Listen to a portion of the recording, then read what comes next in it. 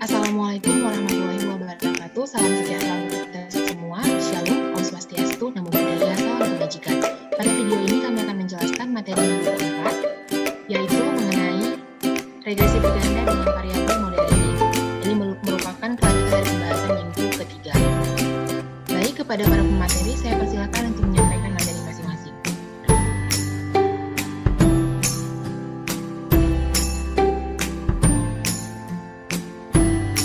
Terima kasih. Baiklah, di sini saya akan menjelaskan mengenai materi analisis regresi berganda. Yang pertama mengenai konsep dasar. Analisis regresi berganda adalah suatu metode untuk meramaikan nilai pengaruh dua variabel independen atau lebih terhadap satu variabel independen. Model regresi linear berganda merupakan suatu persamaan yang menggambarkan hubungan antara dua atau lebih variabel bebas atau prediktor dan satu variabel tak bebas atau respon. Analisis regresi linear berganda adalah untuk memprediksi nilai variabel tak bebas atau respon, nilai variabel bebas atau prediktor yang diketahui.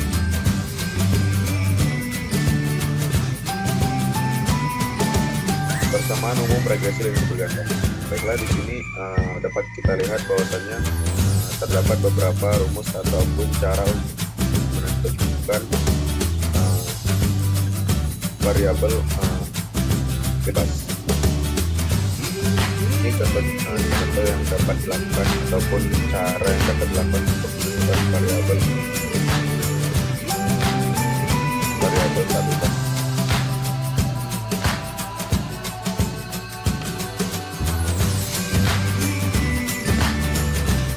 Bila terdapat dua variabel bebas, yaitu x1 dan x2, maka bentuk persamaan regresinya adalah sebagai berikut. Dapat kita lihat contohnya, yang mana keadaan bila nilai koefisien regresi B1 dan B2 adalah yang pertama bernilai 0, maka tidak ada pengaruh x1 dan x2 terhadap Y. Kemudian, bernilai negatif, maka terjadi hubungan yang berbalik arah antara variabel bebas x1 dan x2 dengan variabel tak bebas atau Y. Bernilai positif, maka terjadi hubungan yang searah antara variabel bebas x1 dan x2 dengan variabel tak bebas atau Y. Konstanta A dan koefisien regresi B1 dan B2 dapat dihitung menggunakan rumus. Nah, ketika teman-teman ingin menghitung konstanta A dan koefisien regresi B1 dan B2, teman-teman bisa menggunakan rumus-rumus yang ada di bawah untuk menentukan nilai-nilai yang tadi.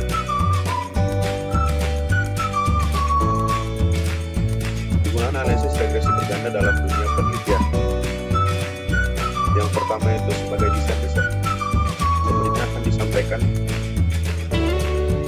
Baiklah, materi selanjutnya akan disampaikan oleh pemateri berikutnya.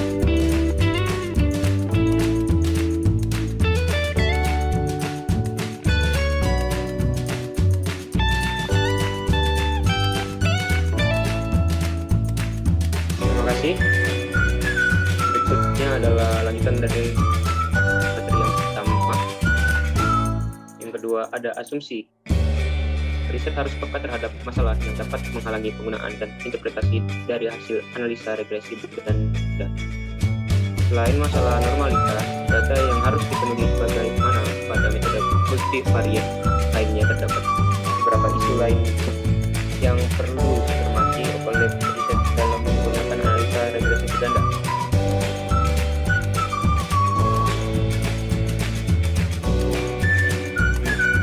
Terdapat tiga bagian. Bagian yang pertama, kolinearitas. Salah satu asumsi penting dalam menggunakan analisa regresi berganda adalah bahwa variabel-variabel independen tidak berkolerasi satu dengan lainnya. Jika mereka berkolerasi, maka nilai B atau koefisien regresi yang diestimasikan akan bias dan tidak stabil. Para ahli berpendapat bahwa hal tersebut akan merupakan masalah jika model regresi dimaksudkan untuk tujuan prediksi. Cara paling sederhana untuk memeriksa kolinearitas adalah dengan menentukan matriks yang menunjukkan kolerasi di antara variabel. Salah satu acuannya adalah adanya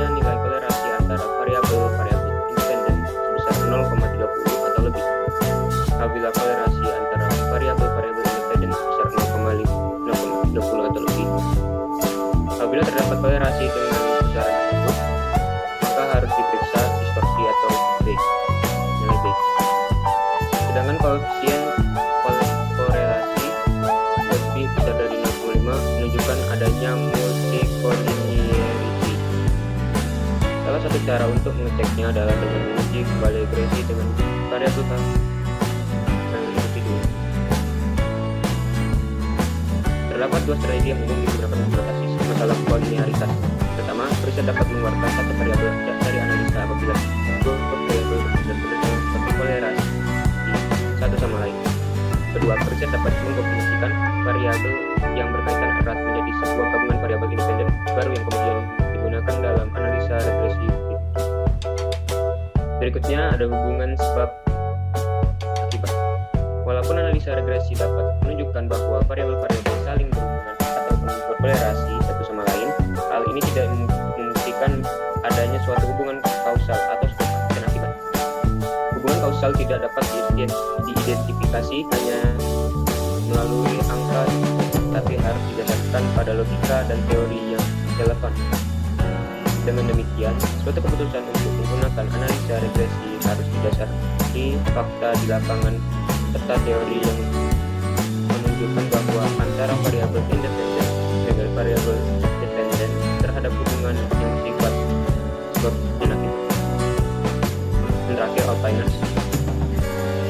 terakhir, outliers terjadi pada variabel yang katanya punya nilai standarisasi residu lebih besar dari 3,3 atau kurang dari minus 3,3. Regresi berganda sangat sensitif dengan outliers, baik pada variabel dependen maupun independen. Sebelum dilakukan analisa regresi, riset perlu mengidentifikasikan outlier di datanya. Outlier dapat dikeluarkan atau diubah nilainya menjadi nilai yang tinggi atau rendah, tetapi tidak terlalu berbeda dari data yang ada. Yang ketiga, current sample.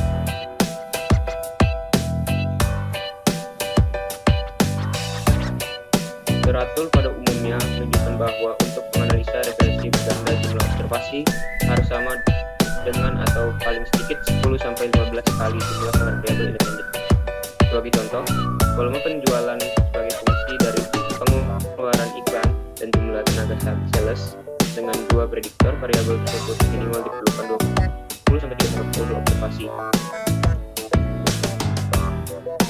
Nick dan Fidel memberi formula besarnya sampel dengan merujuk pada jumlah independen variabel n besar dari 50 tambah 8i, atau i adalah jumlah independen variabel.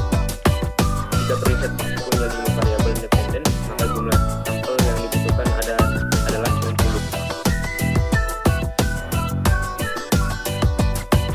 Perlu dicatat bahwa jumlah sampel tersebut adalah ukuran sampel agar analisa regresi bisa digunakan, bukan sampel yang dibutuhkan untuk memprediksi populasi. Kemudian keempat, ada pengukuran regresi berganda. Statistik yang disebut sebagai koefisien determinasi KR2 diidentifikasi sebagai salah satu output dari analisa regresi. Statistik ini mengasumsikan nilai dari 0 sampai 1 dan memberikan ukuran persentase variasi variabel dependen yang dijelaskan oleh variasi variabel independen. Misalnya, R2 adalah 0,75, berarti 75% dari variasi dalam variabel dependen dijelaskan oleh variasi variabel independen. Biasanya, variabel ditambahkan ke model regresi untuk melihat dampak mereka terhadap nilai R2.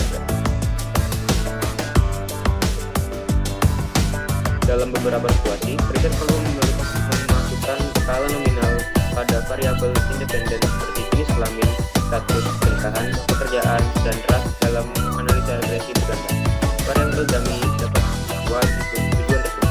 Variabel independen dengan skala nominal di konsumsi dapat bertransformasi menjadi variabel dummy dengan mengkode nilainya, atau misalnya wanita dengan nilai 0 dan yang lain atau pria dengan nilai 1. Berikutnya, yang terakhir, kelima, hipotesa.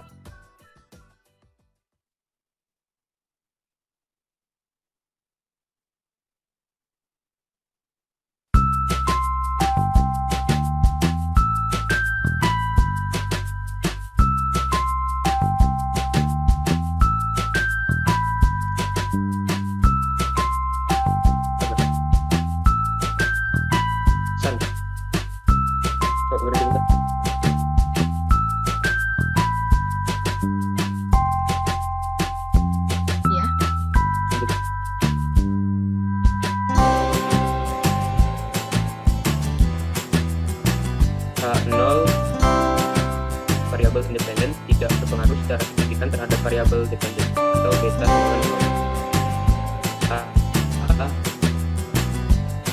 variabel dependen tidak berpengaruh secara signifikan terhadap variabel dependen atau beta sama dengan 0. Pengujian parameter dilakukan untuk mengetahui pengaruh variabel independen terhadap variabel dependen. Pengujian parameter meliputi pengujian parameter secara simultan atau UJF yang digunakan untuk menunjukkan apakah semua variabel independen yang dimasukkan dalam model mempunyai pengaruh secara bersama-sama terhadap variabel dependen, dan pengujian parameter secara parsial atau UJC yang digunakan untuk membuktikan apakah variabel independen secara individu mempengaruhi variabel dependen. Koefisien determinasi. Koefisien determinasi atau F kuadrat adalah besarnya informasi di dalam variabel dependen yang dapat diberikan oleh model regresi yang diperoleh. Oleh karena itu, semakin besar R kuadrat menunjukkan semakin baik kemampuan variabel dependen mempengaruhi variabel dependen. Kemudian, koefisien korelasi ganda. Untuk mengetahui seberapa besar korelasi secara serentak atau simultan antara variabel-variabel X1, X2 sampai Xn dengan variabel Y dapat menggunakan koefisien korelasi ganda.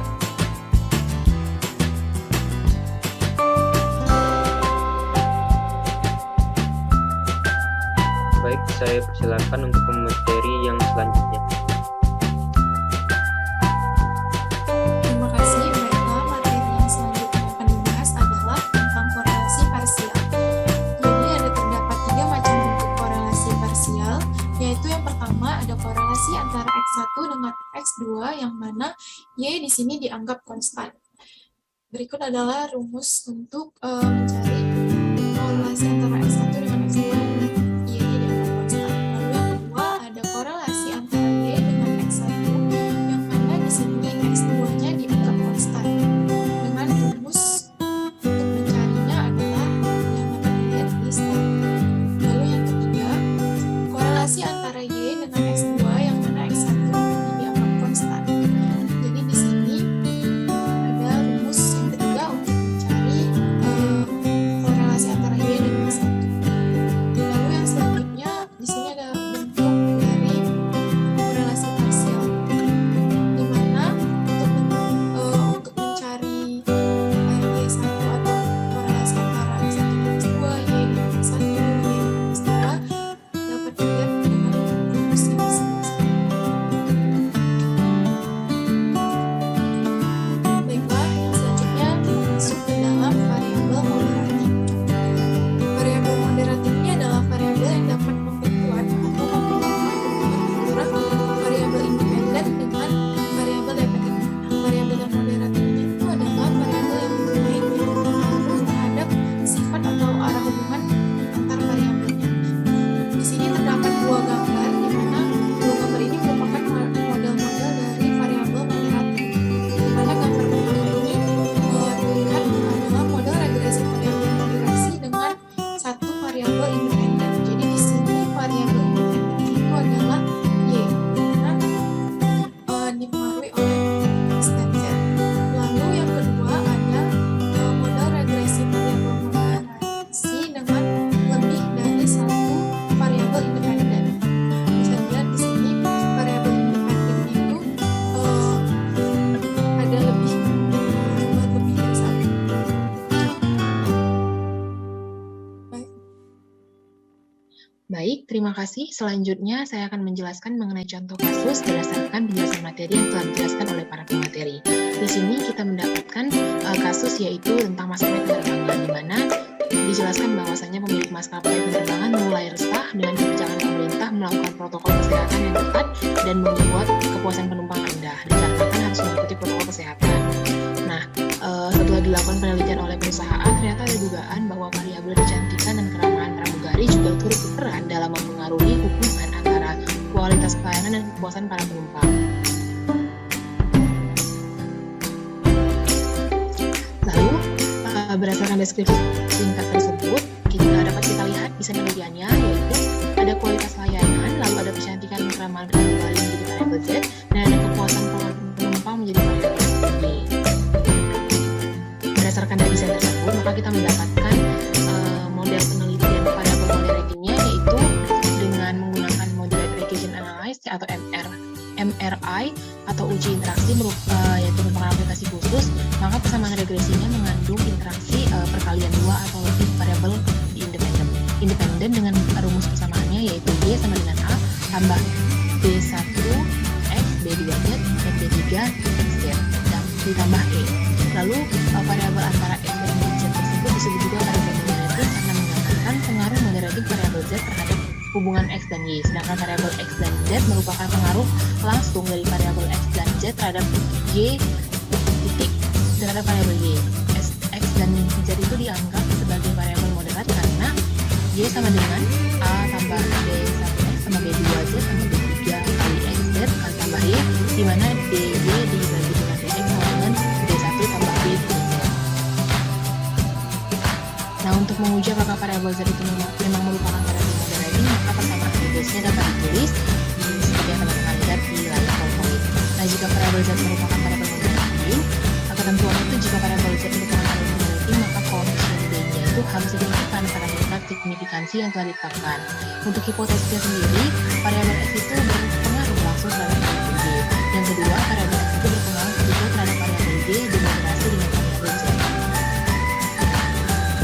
Nah, penelitian ini menggunakan prosedur penggunaan SPSS. Langkah pertama yaitu kita menyiapkan data yang telah dilakukan oleh para peneliti, lalu jumlah di sini sampelnya sebanyak 100 sampel, sebanyak 101 sampel data XZ-nya adalah perkalian antara variabel kualitas dengan variabel kecantikan gerakan. Jadi teman-teman dapat lihat layar SPSS dari pengerjaan penelitian tersebut. Lalu langkah yang kedua yaitu menganalisis dengan cara kita mengikut di aplikasi SPS-nya itu quick regression. Nanti hasilnya akan diperlihatkan seperti yang teman-teman lihat di layar PowerPoint. Nah, untuk tahap awal itu dilakukan regresi pertama dengan memasukkan variabel kepuasan dan variabel kualitas. Hasilnya dapat teman-teman lihat di layar PowerPoint. Nah, ini merupakan hasil dari output regresi sederhana pada tahap pertama, yaitu di mana dapat kita lihat prediction konstantanya itu adalah kualitas layanan, sedangkan variabelnya adalah kepuasan pelanggan. Lalu selanjutnya adalah langkah yang ketiga, yaitu melakukan uji regresi kedua, di mana kita memasukkan semua variabel independen, moderating, dan XZ ke dalam aplikasi. Lalu setelah itu output regresi sederhana pada tahap kedua akan keluar. Nah, untuk tahap lalu berikutnya hasil analisis daripada kegiatan penggunaan SPSS untuk mencari ataupun analisis moderatingnya, yaitu dapat kita simpulkan bahwasanya yang pertama, yang A, nilai R itu pada regresi pertama sebesar 0,31 atau 36,1%.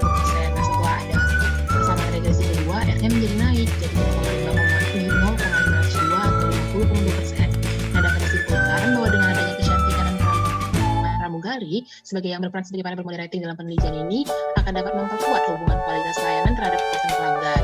Lalu yang kedua itu hasil analisisnya adalah uji signifikan simultan atau kita sebut sebagai uji statistik F-nya itu dari hasil uji ANOVA dan ataupun F-test pada data di atas menghasilkan F hitungannya sebesar 36,607 dengan tingkat signifikasinya 0,000. Tingkat probabilitas signifikansinya itu kurang dari 0,05, maka model regresinya dapat digunakan untuk memprediksi variabel D, atau dapat dikatakan bahwa variabel X dan moderat secara bersamaan memang berpengaruh terhadap variabel Y. Uji signifikansi parameter individual atau kita sebut sebagai uji D statistik dari tabel di atas, variabel kualitas layanan ataupun X-nya itu diperoleh nilai koefisien parameternya sebesar 1,701 dengan signifikannya itu kurang daripada 0,05. Variabel moderat itu diperoleh dari nilai koefisien parameter sebesar min 0,330 dengan tingkat